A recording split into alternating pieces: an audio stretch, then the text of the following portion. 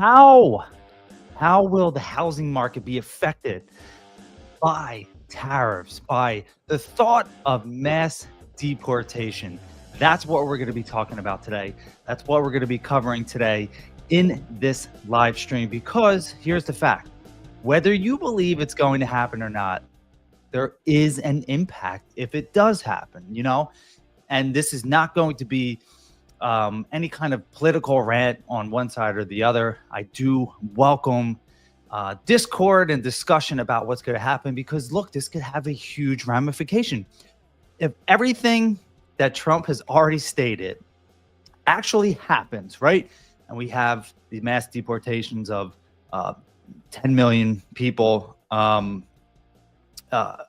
then also these tariffs take place all throughout the world, right? So that is going to have an effect on the real estate market, right? And we don't exactly know what's going to happen, but there have been a lot of really smart people, a lot smarter than me, who have made this discussion, right? They have come to a conclusion, and I'm trying to find, like I did a lot of research to try and find someone that's like completely unbiased, but I know that's not possible, right? Nothing is completely unbiased, but I did my best to locate a couple of articles that is going to discuss the topic today, right? Because this could have a profound effect on the real estate market. It could potentially crash the real estate market, right? And I know there's a lot of people out there that are hoping that the real estate market crashes, right? Because we know how unaffordable homes are right now for the average buyer. Prices are sky high for real estate, for everything else too, right? It seems like the cost of living has jumped tremendously in the past couple of years. So when we think about that, and we think about where the market is potentially going to go in 2025 and 2026 and moving forward, how will the thought of these tariffs, if they take place and the mass deportations, have an effect on the market? That's what we're going to discuss. After that, I'm going to just do a little bit of discussion about where I think the real estate market is headed in 2025. We're going to touch on things like inventory, prices, interest rates, all that fun stuff. And that's going to be the basis for the conversation today. I invite anyone who's watching, civil discord. That's all I ask. Just civil discord, right? We can disagree about anything. We can have discussions about anything as well, right? Because that's what it's about. It's about having discussions, right? And talking through things and really understanding what is happening. I'm going to share my screen now, and we are going to look at a couple different articles. Let's see. Number one, how Trump's mass deportation plans could shake up home prices across the nation. Again, this is from Investopedia, the potential ripple effect of these mass deportations. So how could Trump's plan to deport millions of people impact home prices? Now, a lot of people, again, I know, even myself, I understand that home prices have gone up way too high for the average buyer. So something needs to give, something needs to happen, because people want to buy homes and they're priced out because the cost of the homes are just too damn much. So let's look at this. President-elect Donald Trump is aiming to deport approximately 11 million undocumented immigrants. Mass deportation efforts could impact the construction workforce, driving up labor and home costs. So, that is, in summation, the basis for what I'm going to be talking about, right? Is the fact that if this were to take place and that amount of people were to be deported, there is a large portion of these illegal immigrants that work in the construction field, right? They work in some shape or form with the housing industry. And if that labor force gets wiped out, what is that effect going to be? So here are a couple key takeaways. Trump claims mass deportation will lower home prices. This is really interesting. I'm really excited to share why he thinks that, because, most economists think that the opposite is going to happen, but Trump believes that it will lower home prices. But critics argue that this plan could have the opposite effect.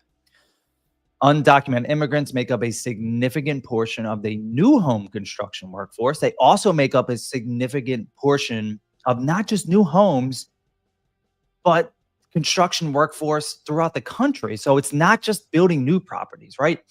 If you go to any job site where someone is, not every single one, but if you go somewhere where someone's having an addition built or their roof redone or decks built, right? There's a good chance that there's an potentially undocumented immigrant there, right? You know, there's a great chance that that's a possibility. So it's not just new home construction; it's also regular construction. So again, decks being built in the construction industry in general. There's a lot of undocumented immigrants. More expensive labor could slow home construction and drive up home prices. And the issue now is that we are in this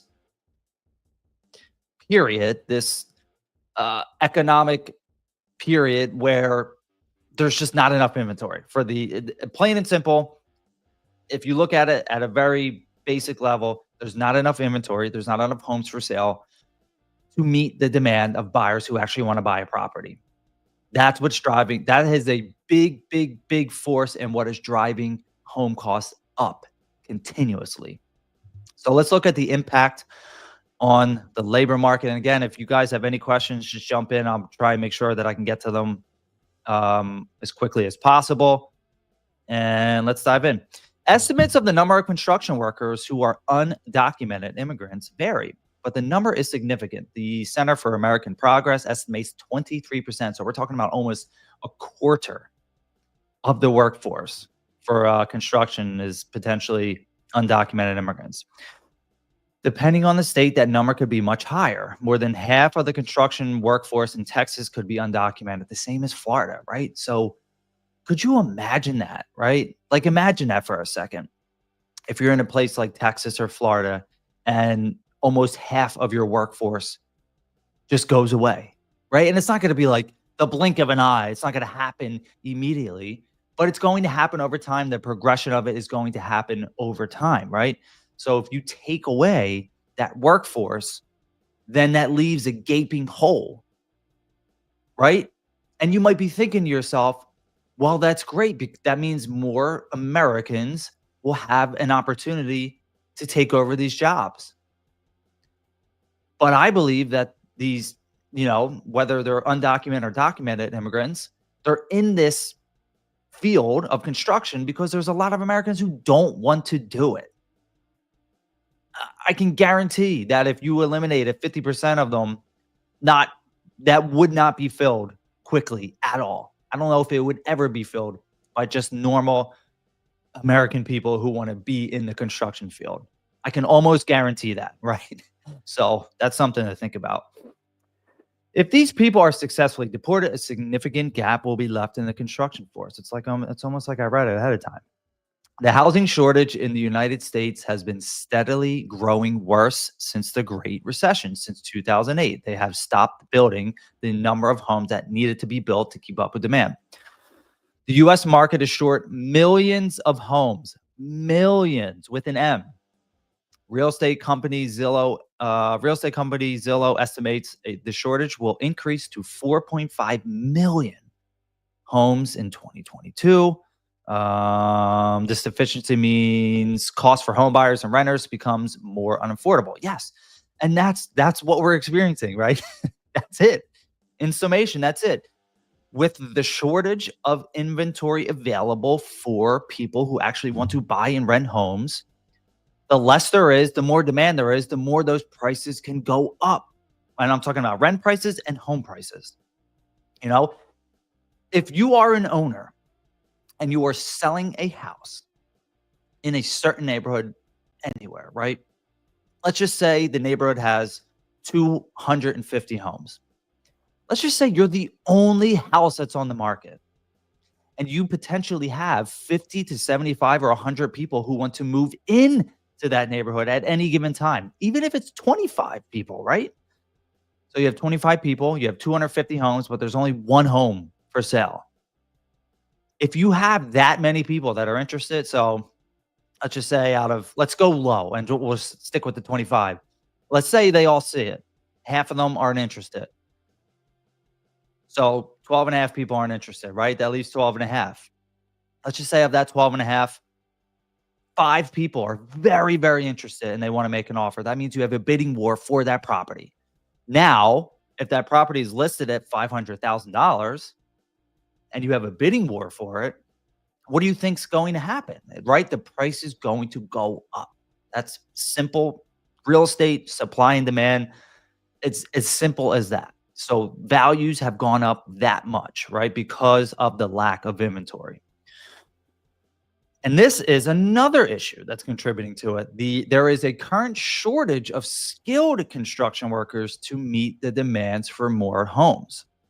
Removing undocumented construction workers would worsen this shortage. So again, even though a big chunk of undocumented immigrants are in the construction workforce, there is still a shortage, right? So to be a skilled construction worker, whatever that means, right? If that means that you have to be an apprentice for a certain period of time, you have to go to school, you have to get your degree, whatever that means, right?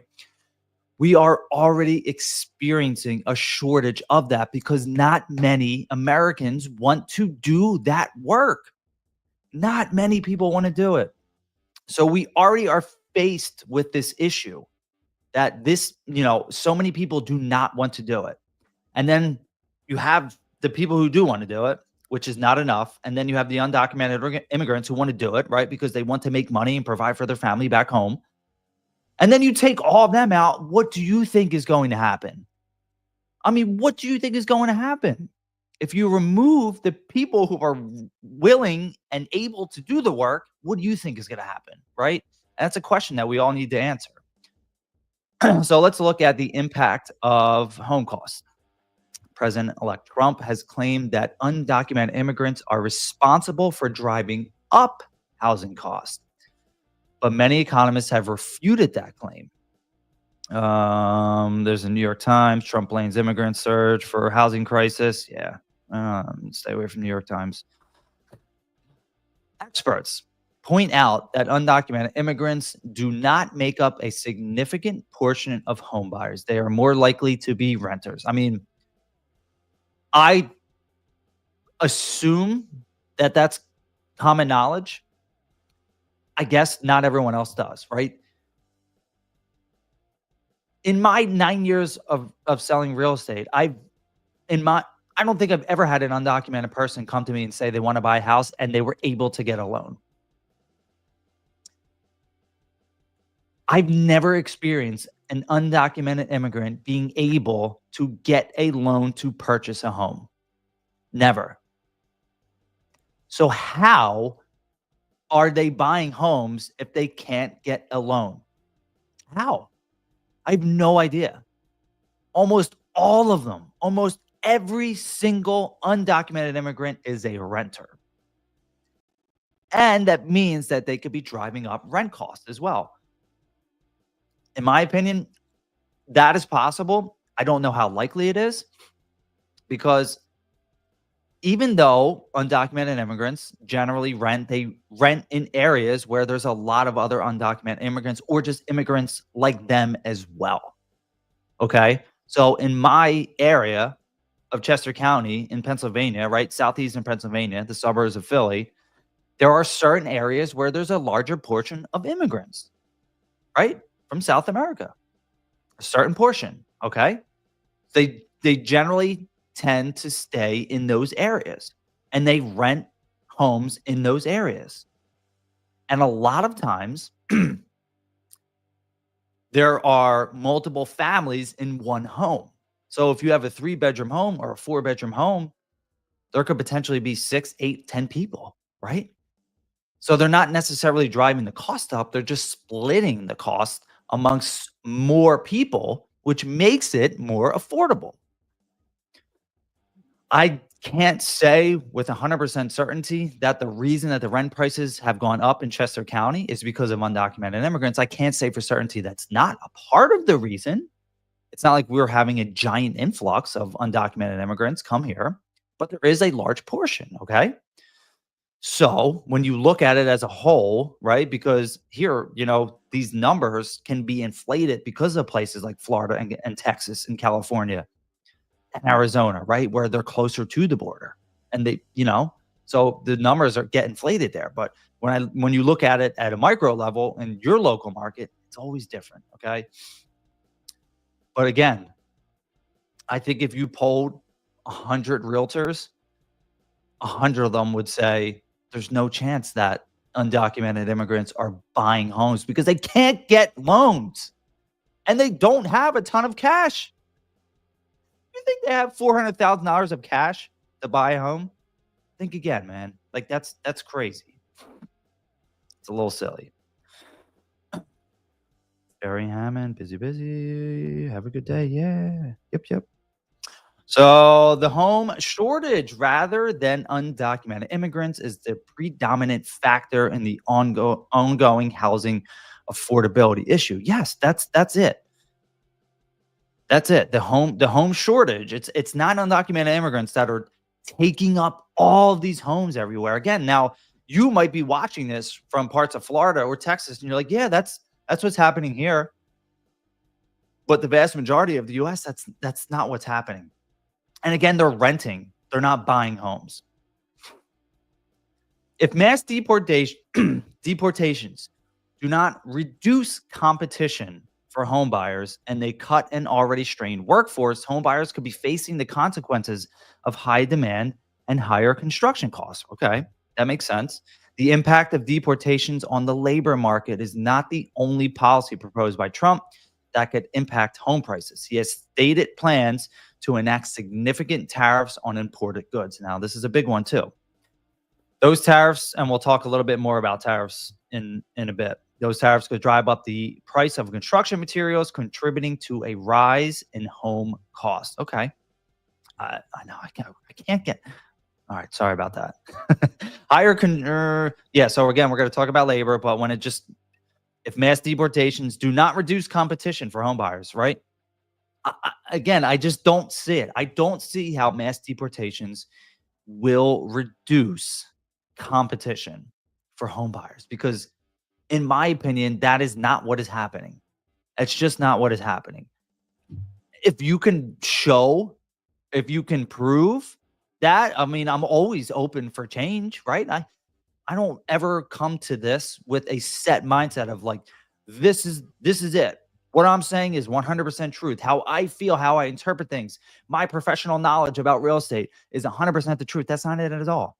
So if I saw data suggesting otherwise, but I just look at things I look at things from a micro level and then I look at them from a macro level.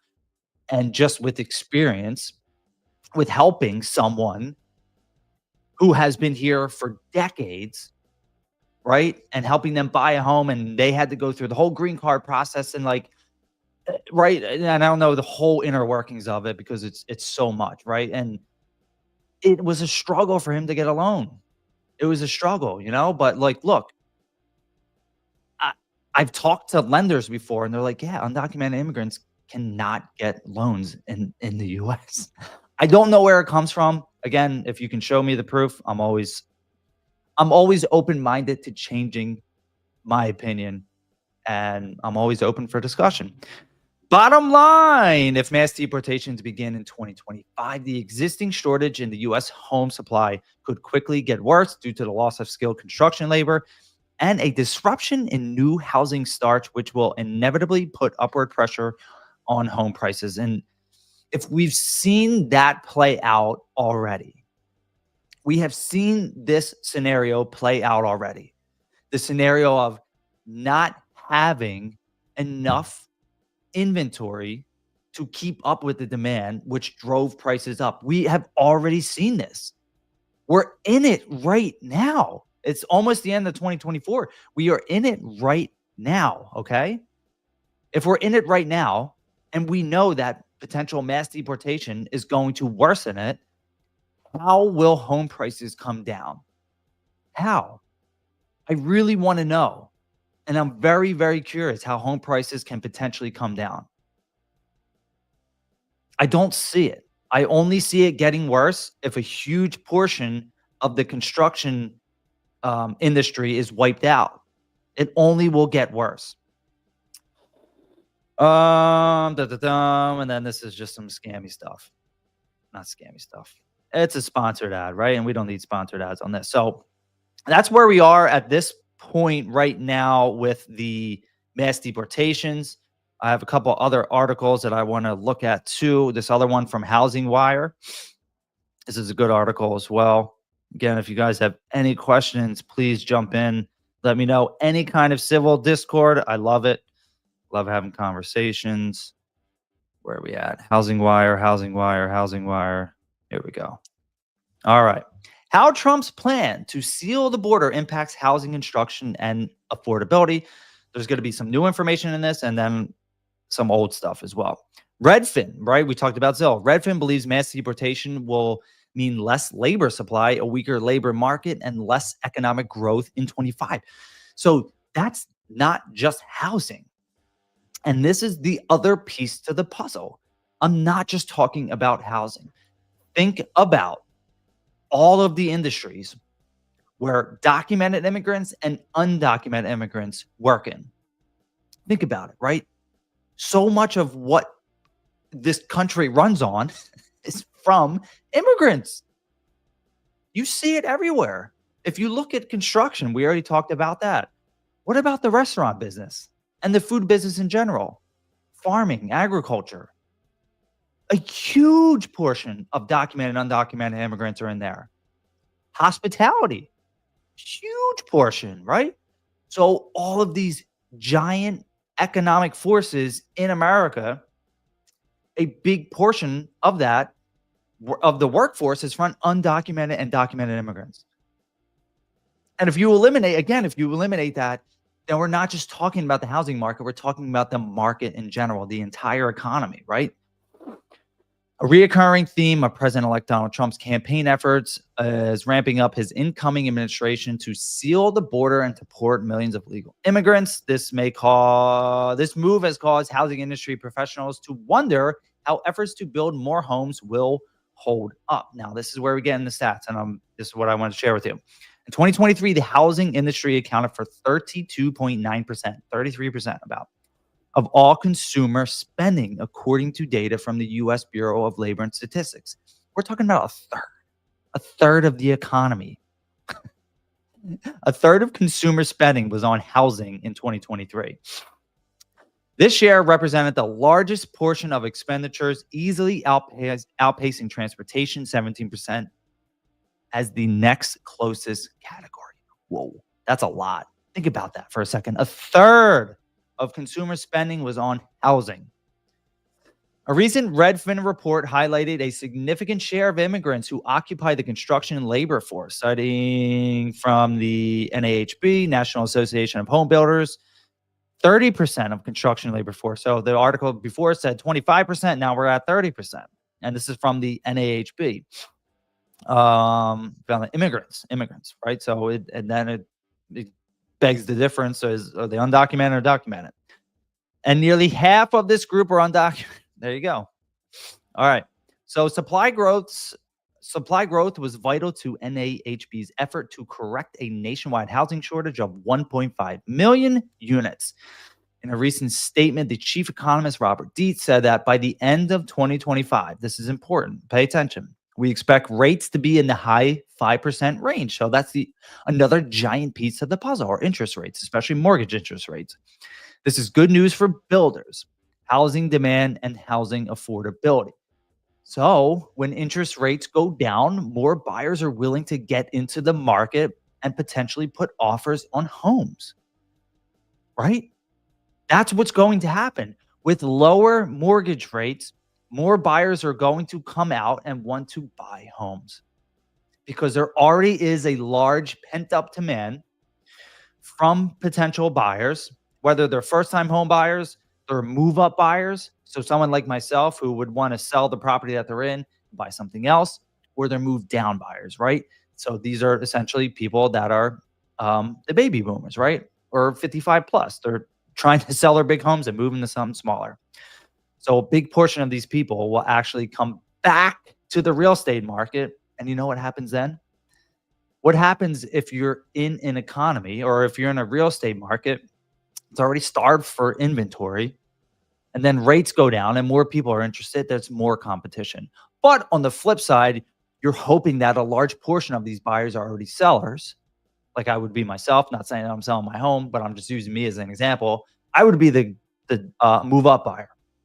Um, so that would raise values again. That would raise home prices again. Increasing the nation's housing supply will not only help tame inflation, but also ease the nation's housing affordability crisis by moving toward a healthy supply demand balance in in the for sale and rental markets, and AHB added. So that's the truth, right? We need an increase in inventory. The last I looked, in my area, we are at 1.9 months supply of inventory. Now, everyone's market's different, right? Everyone is in real estate is very hyper local, but 1.9 months, that's an extreme seller's market. That's an extreme seller's market. So that means that when in an extreme seller's market, a nice house that's priced well is going to go fast for multiple offers still. Okay. Even with interest rates is slightly higher. But some of Trump's constituents don't believe that decreased immigrant labor will negatively impact housing construction. This is very interesting. Vice President-elect J.D. Vance described the idea that immigrants are needed for housing construction as deranged in an appearance on the Interview podcast with the New York Times. That's interesting. That's an interesting word, deranged, to use. People say, well, Americans won't do those jobs. Americans won't do those jobs for below the table wages. They won't do those jobs for non-living wages. That is very rational. That is very logical. Everything he's saying is very rational and very logical. But people will do those jobs. They will just do those jobs at certain wages. I completely agree with that. The livable wage in America, I don't know what it is, but a lot of people don't even get that. So everything that JD Vance is saying makes sense to me. But here's the trade-off.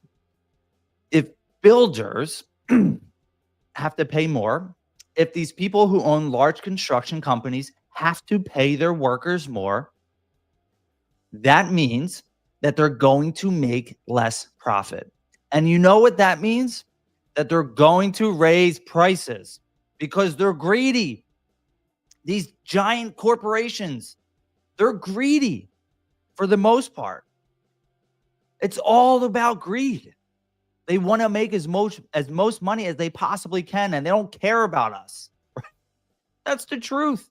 These large corporations are greedy. So if they have to pay a livable wage, right? And that's why there's such a shortage right now of Americans who want to do construction. It's because they're not getting paid well. And that's not the case for like your mom and pop construction company, right? Like the local people around here, the local roofers and plumbers that employ multiple people, they have bigger companies. For the most part, they pay their workers really well. But when you start working for those bigger companies and they don't want to pay you, then they're making more profit. So let's say, hypothetically, the mass deportations happen and a large portion of people who these companies were paying below livable wages, right? Because again, there are a lot of these undocumented immigrants or immigrants in general are living in housing with multiple people. So their living expenses aren't as high as, I guess a normal American, for lack of better words. If their expenses aren't as high, then they're going to be in a position where they could work for less. All right.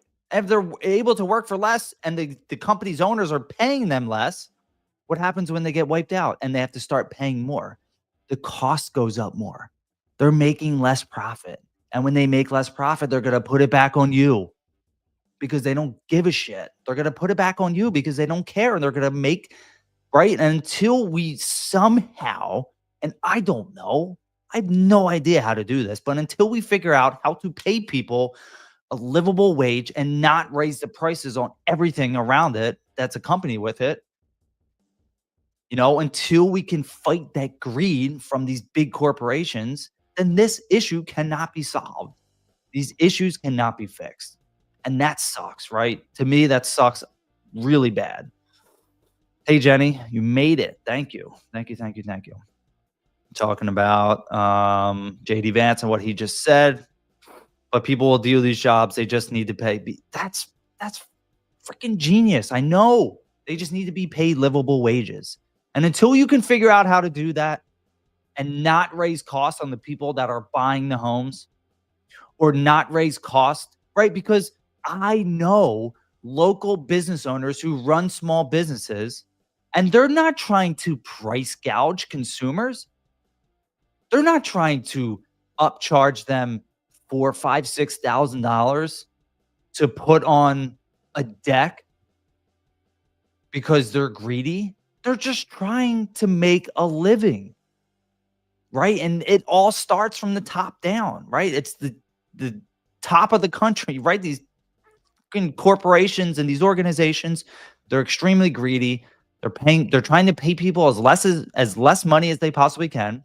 They're trying to charge the consumer as much as they can and make a giant profit. That's just how it is. And until you can fix that, it's hard to fix anything else. Trump administration plans to implement several policies to counteract the impacts of decreased immigrant construction labor on housing supply and on affordability. That's great if they can do it. These include potential tariffs, and this is the other piece that we're talking about today, which we haven't gotten to yet, or import taxes to boost domestic manufacturing. Trump will reportedly impose a tariff of at least 60% on goods from China. So think about that. Think about how many goods come from China. Right. And there's two different thoughts to this. It's okay when you impose these tariffs, that is going to, the Trump administration believes that is going to force more manufacturing to be done here, which again would be great, right? Because we're here in America. We want America to be successful, right? Our national debt is $32 trillion, which is, I can't even imagine that number, right? I say, and I can't even imagine it. But we want more manufacturing to be here. But the other side of the tariffs is that if they're putting a tariff on these goods, then the cost of the goods are going to be raised on the consumer, along with the 10% to 20% for all other countries.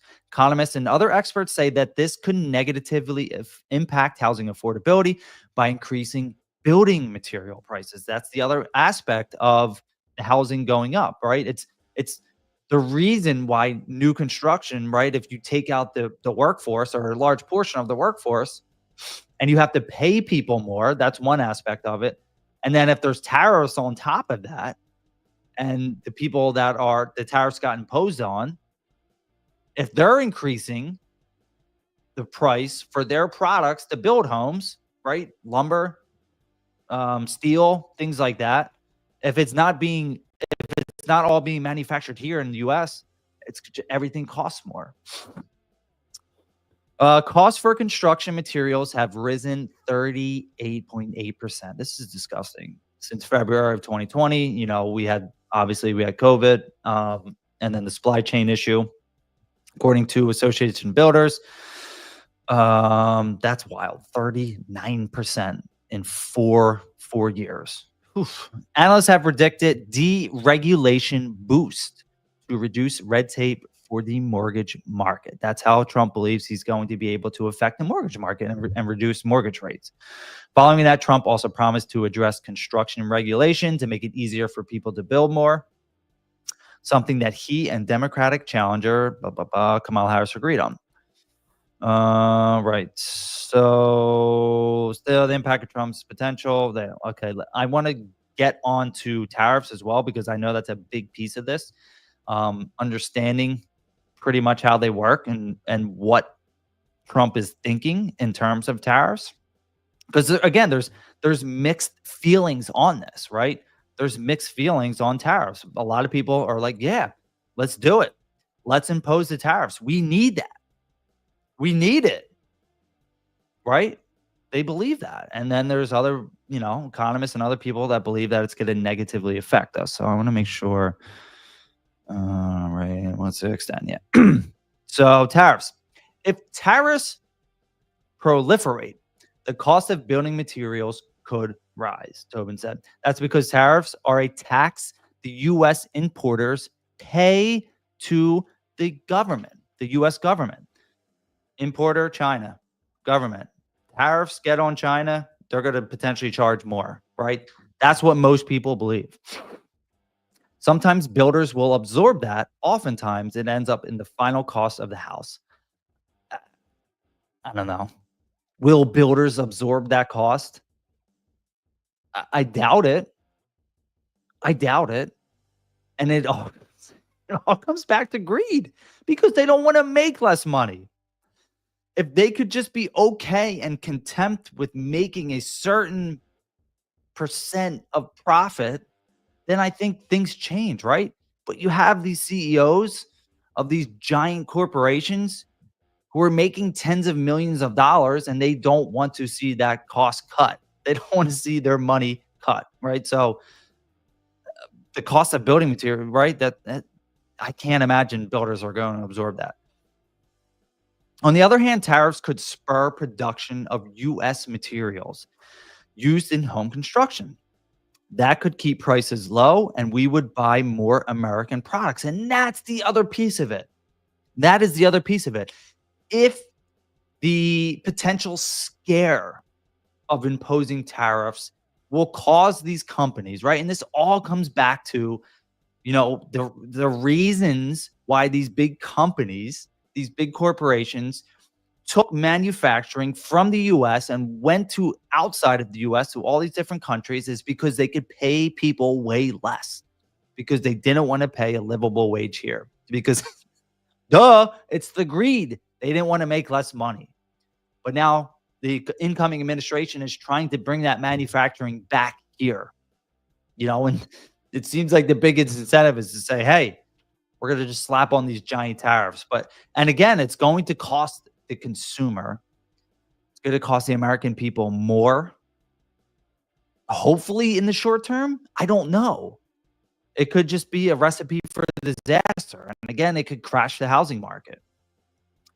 Home builders get a third of their lumber from Canada, and that lumber already has a nearly 15% tariff.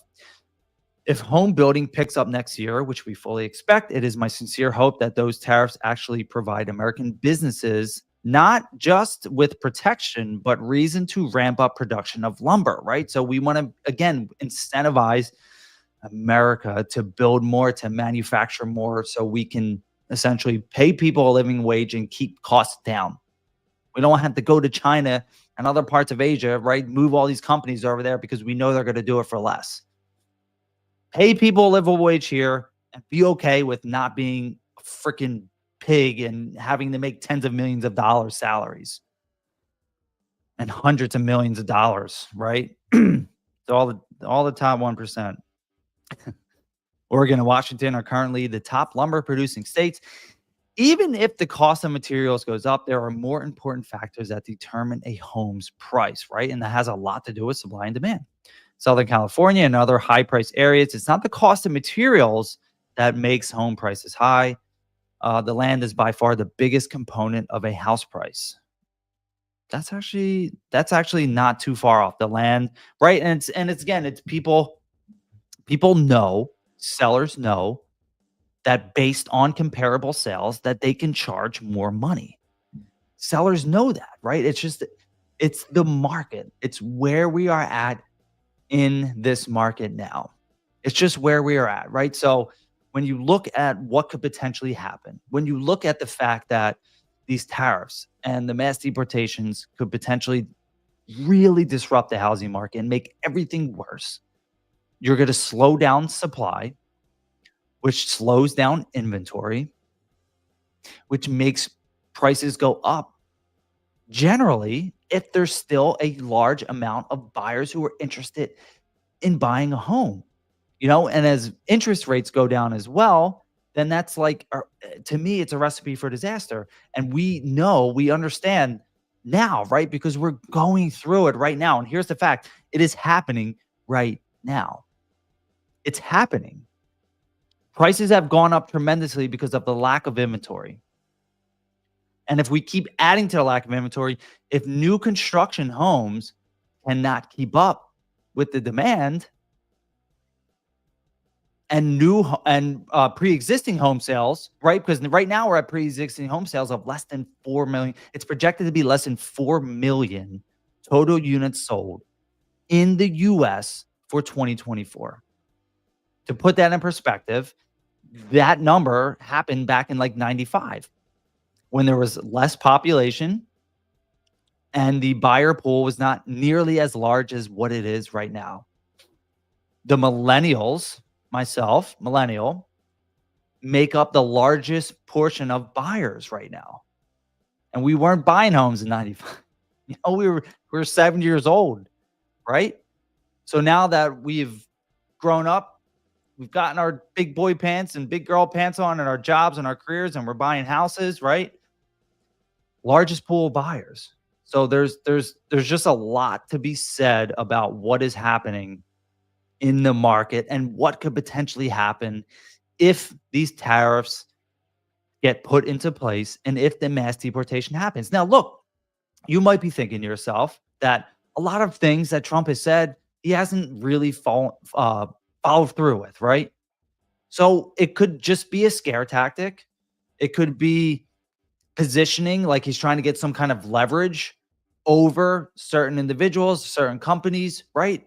So we don't know what's actually going to happen, right?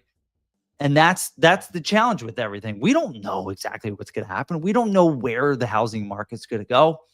But if you look forward to the future, and now I'm just switching topics of just where the 2025 real estate market is going to go. And here's my crystal ball.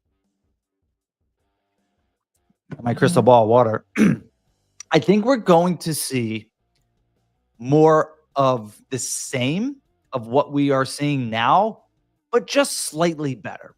So if we have less than 4 million pre-existing home sales this year, we may get up to 4.2 million next year, 4.3 million, something like that. Like I don't think the inventory is going to change drastically. I don't believe that the amount of new construction starts, and if you don't know what a new construction start is, that's essentially building a new construction home from the ground up. They call it new construction start, like these neighborhoods that you may or may not be seeing in your area. I know in my area, it's such a hot button topic, right? Anytime a new development goes up and it's posted on a local Facebook group, it gets like hundreds of comments, right? Hundreds of comments. I can't believe they're doing this, blah, blah, blah, right? People or they're always outraged, right? And I get it. If you live in an area like mine, and I'm in Chester County, beautiful farmlands, right? You're like rolling hills and people love it. And a lot of people came here years ago, decades ago, because they love that. And it's gotten built up a lot more, right? Here's the fact. It only is going to get built up more and more and more and more. What it looks like now will absolutely not be what it looks like in 30 years. 30 years from now, there could be skyscrapers on those farms, right? Because again, a lot of these farmers, they're being forced to sell to developers because they can't keep up. They can't make a profit. They have these big farms. They're 40, 50, 60 acres, 100 acres. And it's like they can't keep up with expenses. They cannot make enough money to keep up with expenses. And what would you do if you're in a position like that? What would you do if you're in a position where you can't keep up with the expenses and you're almost forced to sell? And then you're going to be in a position where you want to sell it to the highest bidder, right? You absolutely want to sell it to the highest bidder. And generally, the highest bidder is some kind of big home builder because they're trying to make a profit, right? They're in the business to buy land, develop it, build homes, sell them, make a profit. That's the business model. There's nothing wrong with that. These people aren't demons, right? Unless you're like these giant corporations and you might think they I'm not saying anything, but I don't know. I don't know enough of these big corporations of the DR Hortons, right? I don't maybe they are, right? Maybe they're again, they only really care about profit. I don't think they care so much about the product, what they're delivering to people. Um, but yeah, we're gonna be in a situation next year where it's more of the same but slightly better. That's what I would say. More of the same but slightly better. Still a housing inventory crisis, right? Because we got to get to like again, if I'm at 1.9 months of inventory in my local market, to get to a more even just like a more balanced market, like on the fringes of becoming balanced is like 4 months.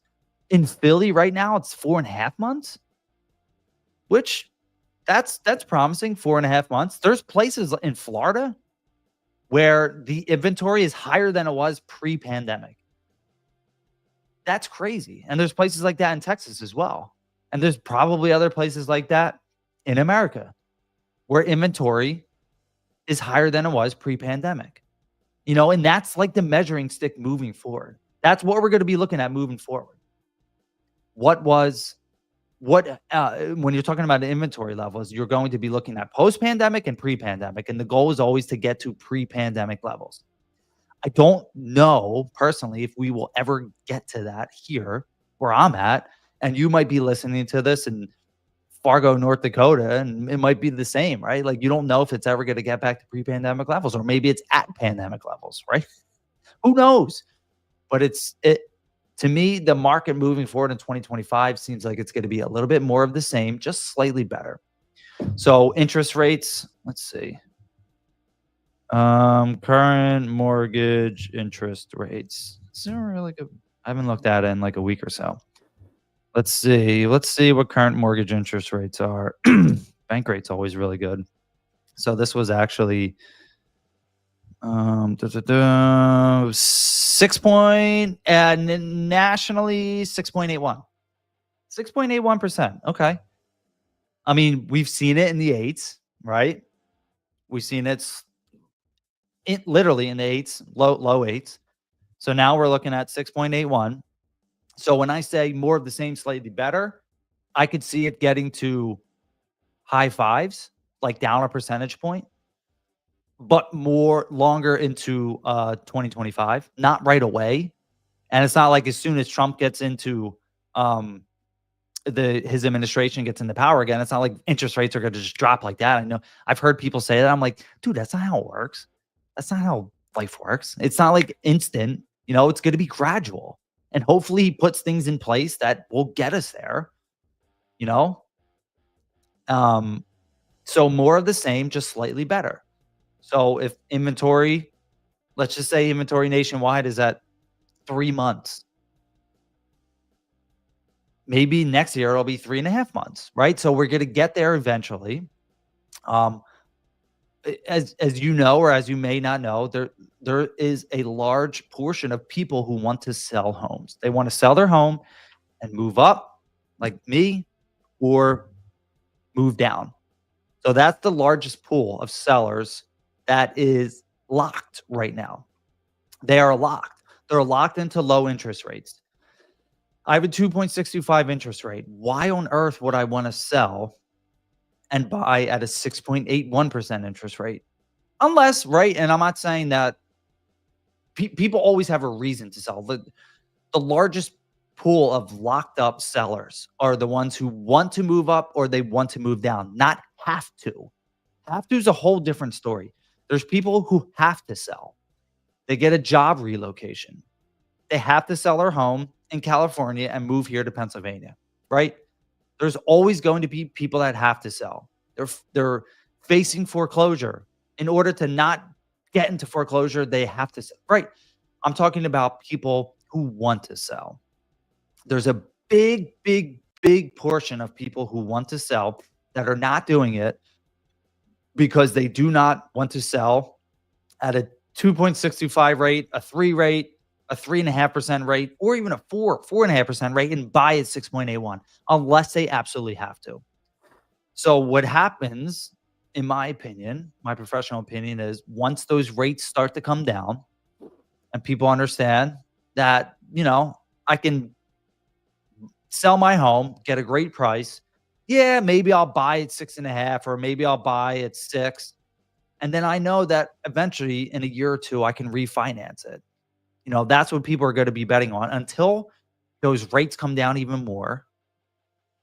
Then you're going to be having those locked up sellers. And those locked up sellers, again, they don't want to sell and buy at a higher rate. So a little bit more of the same. It's going to be challenging. It's going to be challenging as a real estate professional. It's going to be challenging as a buyer navigating this market. Doesn't mean you can't be successful. You can always be successful if you have the right plan.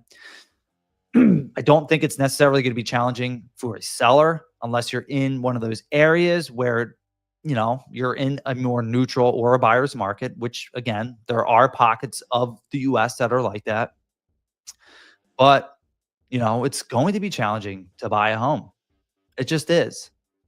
In terms of looking at where you're buying and understanding that, okay, you need to go in with the mindset of what kind of market am I buying in? Am I buying in a seller's market, a neutral market, or am I buying in a buyer's market? Obviously, if you're buying in a buyer's market, there's a reason for that, right? There's a reason that some markets are actually buyer's markets right now. And when you think of places like the South and Florida and North Carolina, those markets that got hit really bad by hurricanes, like they're in that position because they are in those markets, right?